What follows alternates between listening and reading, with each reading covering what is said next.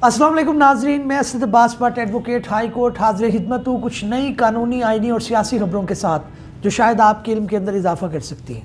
नाज़रीन, सबसे पहली खबर जो है वो बड़ी आज की यही है कि जनाब हमारे ऑनरेबल जस्टिस से फॉर्मर वो मुस्ताफ़ी हो गए हैं मुज़ाहिर नकवी साहब, और उन्होंने कहा कि जनाब अब मैं हाई कोर्ट का भी रहा हूँ जस्टिस और मैं सुप्रीम कोर्ट के अंदर भी सर्व किया है, लेकिन अब मेरे लिए नागुज़ीर हो चुका है कि मैं इस पोस्ट पे जो है वो अपनी सर्विसेज दे सकूं या इसके ऊपर मैं बरकरार रह सकूं। तो उसकी क्या वजह है? बेशुमार उनके ऊपर एलिगेशन थी कि जनाब उन्होंने जो है वो बेशुमार जो है वो असासे बनाए हैं और जिनका जो है वो हिसाब किताब देने से कासिर हैं। उन्होंने उसके अंदर काफ़ी कोशिश की, वो जो शो काज नोटिस थे वो भी लेकर वो कोर्ट में उन्होंने चैलेंज कर दिए सुप्रीम कोर्ट के अंदर। और ये मामला अभी नहीं है, जब लाहौर हाई कोर्ट के अंदर ये तैनात थे तब भी इनके ऊपर इल्ज़ामात लगे, लेकिन उस वक़्त जो है वो जो इनके मामलात बचत की तरफ चले गए। लेकिन अब क्योंकि इनके ख़िलाफ़ जो है वो घेरा तंग हो चुका था, हर तरफ उन्होंने कोशिश की, कोर्ट में कोशिश की, बाकी अपने ज़राए से जो भी उनके ज़राए थे वहाँ पे उन्होंने कोशिश की, लेकिन वो काजी फ़ाइज़ ईसा साहब इस चीज़ पे बाज़िद थे। अगरचे इसके अंदर जो दूसरे इजाज़ुल एहसन साहब थे वो गुरेज़ा थे कि इनके खिलाफ़ कोई कार्रवाई की जाए, और इस वजह से वो नहीं चाहते थे कि मामला आगे बढ़े। लेकिन बहरहाल काजी फ़ाइज़ ईसा साहब और जो दूसरे लोग थे जो सुप्रीम जुडिशल कौंसिल के अंदर 5 रुकनी बेंच गालबन ये कर रहा था, उसके अंदर 3-2 से आया। 2 लोग नहीं चाहते थे, 3 लोग चाहते थे। वो शो काज नोटिस इनके ऊपर आते जा रहे थे। क्या तफसील है इसको पढ़ते हैं। अवान सदर का कहना है कि सदर ममलकत ने जस्टिस मुज़ाहिर नकवी का इस्तीफ़ा वज़ीर आज़म की एडवाइस पर मंजूर किया।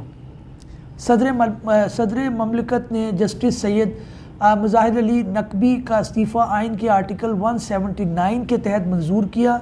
सुप्रीम जुडिशल कौंसिल में कार्रवाई का सामना करने वाले जस्टिस मुज़ाहिर नकवी गुज़श्ता रोज़ मुस्ताफ़ी हो गए थे, ताहम इस्तीफ़े से कबल उन्होंने मिसकंडक्ट के इल्ज़ामात में सुप्रीम जुडिशल कौंसिल से जारी शो काज नोटिस का तफसीली जवाब भी जमा करवाया।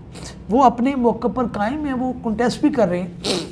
सुप्रीम कोर्ट के जज ने मुस्ताफ़ी होने से पहले अपने ऊपर आयद इल्ज़ामात रद्द करते हुए इस्तीफ़ा सदर को अरसाल कर दिया, जो कि आज मंजूर हो गया। जस्टिस मुज़ाहिर का कहना था कि मैंने लाहौर हाई कोर्ट और सुप्रीम कोर्ट में बतौर जज फ़राइज़ सर अंजाम दिए हैं, लेकिन अब मेरे लिए इस ओहदे पर काम करना मुमकिन नहीं। उन्होंने मुस्ताफ़ी होने से पहले सुप्रीम जुडिशल कौंसिल में तफसीली जवाब जमा करवाते हुए मौक़िफ़ अपनाया कि उनके खिलाफ़ जिन असासों की बुनियाद पर इल्ज़ामात आयद किए गए हैं FBR में उन जायदादों को ज़ाहिर किया गया है। उन्होंने सुप्रीम जुडिशल कौंसिल में अपने खिलाफ़ जारी कार्रवाई के तरीक़ाकार पर सवाल उठाते हुए मौक़िफ़ इख्तियार किया कि सुप्रीम जुडिशल कौंसिल कवायद की खिलाफ वर्जी कर रही है।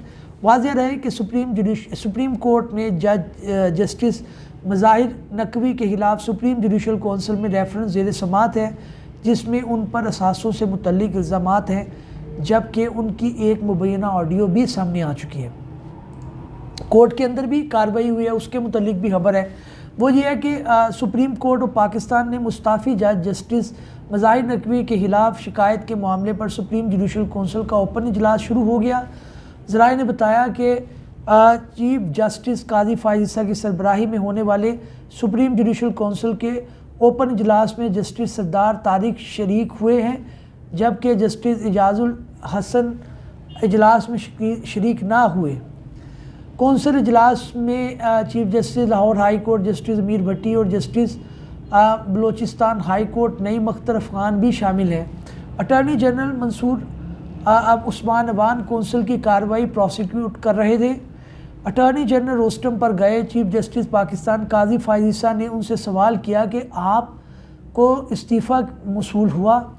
अटॉर्नी जनरल ने जस्टिस मुज़ाहिर का इस्तीफ़ा पढ़ के सुनाया और उन्होंने कहा कि जनाब अब इजाज़ुल एहसन साहब जो है वो नहीं है काजी फ़ाइज़ ईसा साहब ने, तो इस सूरत के अंदर क्या उनके जो सेकंड मोस्ट सीनियर जज हैं उनको लाया जा सकता है, जिनके ऊपर कहना था कि बिल्कुल लाया जा सकता है। और फिर उसके अंदर जो है वो शाह साहब जो हैं वो इसके अंदर आ गए, मंसूर अली शाह साहब, क्योंकि वो उनके बाद जो है वो मोस्ट सीनियर जज हैं।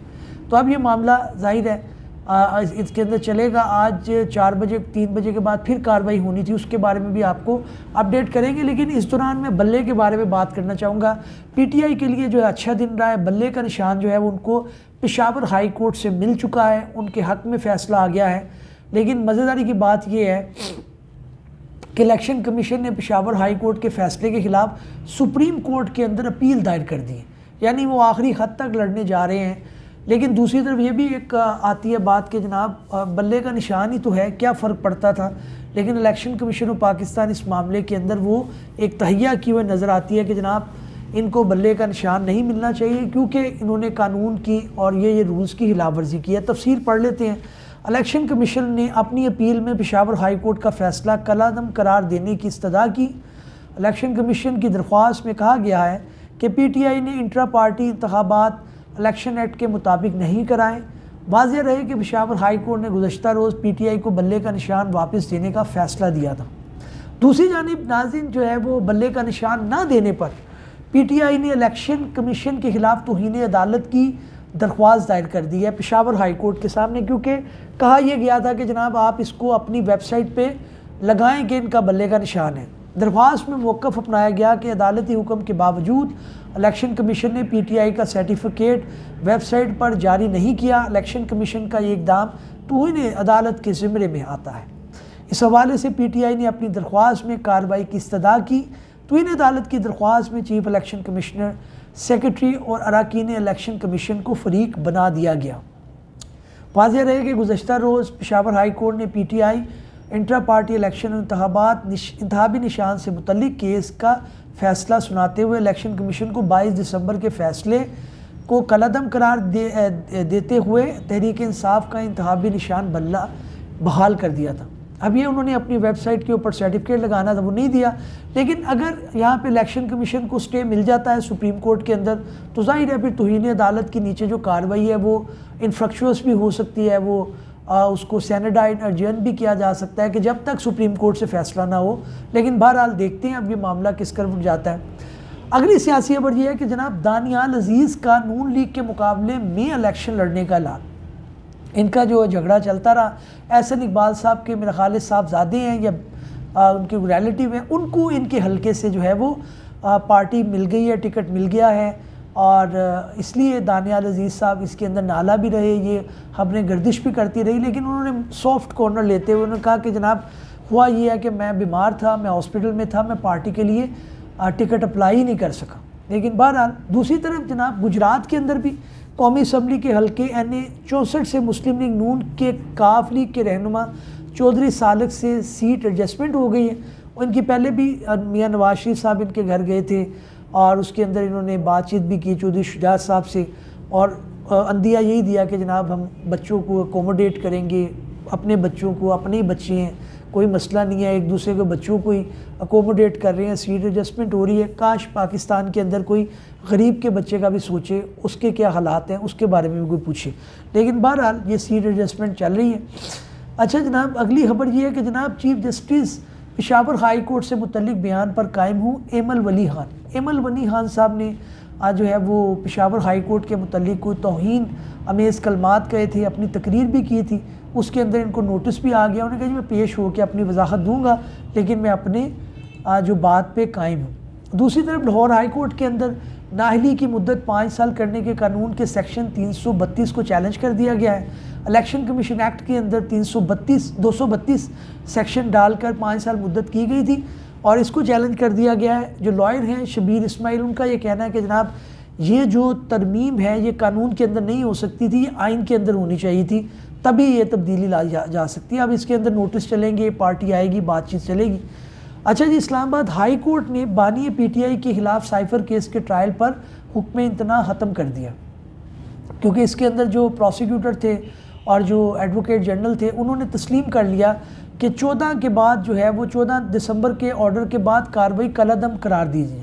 تو انہوں نے جب تسلیم کر لیا تو اس کے بعد آرڈر درست نہیں تھا, تو اس لیے اس کے اندر جو ہے وہ اب ٹرائل شروع ہو گیا. اب ٹرائل چلے گا 14 دسمبر کے بعد کی جو کارروائی ہے اس کے بعد کی کارروائی کالعدم قرار ہو گئی ہے. اب یہ ٹرائل آگے چلے گا. इसी तरह से 9 मई के 12 मुकदमात के अंदर PTI की जिस्मानी रिमांड की इस्तदा मुस्तरद कर दी गई है। जज साहब जेल गए थे, 12 मुकदमात हैं, 9 मई की पादाश के अंदर मज़ीद जिस्मानी रिमांड मांगा जा रहा था, नहीं दिया गया, उसके अंदर जुडिशल कर दिया गया। अच्छा, एक जो है सहाफ़ी, आपको पता है बड़े नामवर सहाफ़ी गुज़रे हैं जिनको शहीद का दर्जा दिया जाता है, राइटली सो, क्योंकि वो कलमा हक़ कह रहे थे। उसके अंदर स्टेट ने सुप्रीम कोर्ट में खड़े होकर अपने जुर्म का इतराफ़ किया। जस्टिस मुख्तर अख्तर कियानी, अशर शरीफ के ये मुकदमात हैं। इसके अंदर बड़ी एक बारीक बात आई, उन्होंने कहा जनाब स्टेट से मैं ये पूछना चाहता हूँ, जस्टिस अख्तर कियानी ने कहा कि जनाब अगर एक बंदा एक इंटरव्यू करता है, पूरे पाकिस्तान में चलता है, तो क्या पूरे पाकिस्तान के अंदर उसके ऊपर FIR हो जाएंगी? जितनी तफसील है अरशद शरीफ के खिलाफ जो मुकदमात की वो लाई जाए। अगर एक ट्वीट के ऊपर पूरी दुनिया में देखा जाता है तो पूरी दुनिया के अंदर FIR होंगी। मुकदमात की क्या क्या तफसील है वो पेश की जाए, और ताकि उसकी पादाश के अंदर ये आगे देख सकें कि क्या मामला इसके अंदर चल रहा है। अच्छी बात है जनाब, ये तो नहीं होना चाहिए बात करने के ऊपर किसी को सज़ा मिले और इतनी सख्त, लेकिन इंक्वायरी भी होनी चाहिए। इसी तरह से जनाब अगली खबर यह है कि सीनियर नायब सदर इस्तेकाम पाकिस्तान पार्टी हुमायूं अख्तर को टिकट जारी हो गया है और वो अब अपने टिकट के ऊपर जो है वो इलेक्शन लड़ेंगे। पहले ये PTI में थे, लेकिन उन्होंने मामले को छोड़ दिया है। नाज़रीन, उम्मीद है काबिश पसंद आई होगी, नए भी लोग में हाज़िर खिदमत होंगे। तब तक के लिए इजाज़त दीजिए। अल्लाह।